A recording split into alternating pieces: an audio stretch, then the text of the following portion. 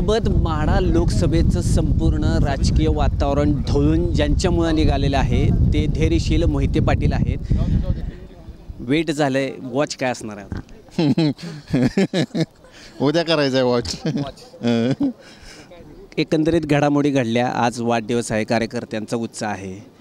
जे अपेक्षित होतं ते घडलंय का अनपेक्षित होतं ते आता चांगलं घडवायचं आहे?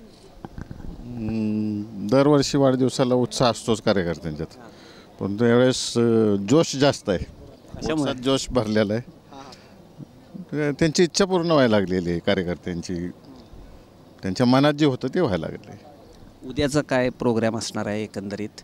उद्या संध्याकाळी 4 वाजता नेहमीप्रमाणे शिवरत्न बंगल्यावरती विजयसिंह मोहिते पाटील साहेबांच्या उपस्थितीमध्ये आमच्या कुटुंबावर आजोबांपासून प्रेम करणारे ते आत्ताची पिढी, हे सगळ्या एज ग्रुपचे कार्यकर्ते येणार आहेत.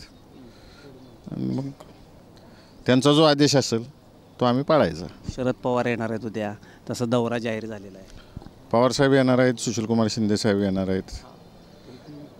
तिघांनी जुने सहकारी आहेत. 1965 पासून पवारसाहेब सक्रिय राजकारणात आहेत. 70 पासून साहेब पालकमंत्री होते, दादा झेडपी अध्यक्ष होते.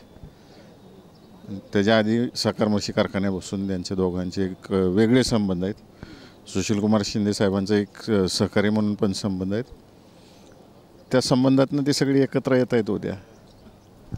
2019 साली ज्यांना मदत केली किंवा ज्यांच्यासाठी प्रचार केला, आज ते उभे ठाकलेले आहेत समोर आणि कॉम्प्रोमाइज करायचं नाही असं कार्यकर्ते म्हणतात. काय कारण आहे त्याच्या मागचं?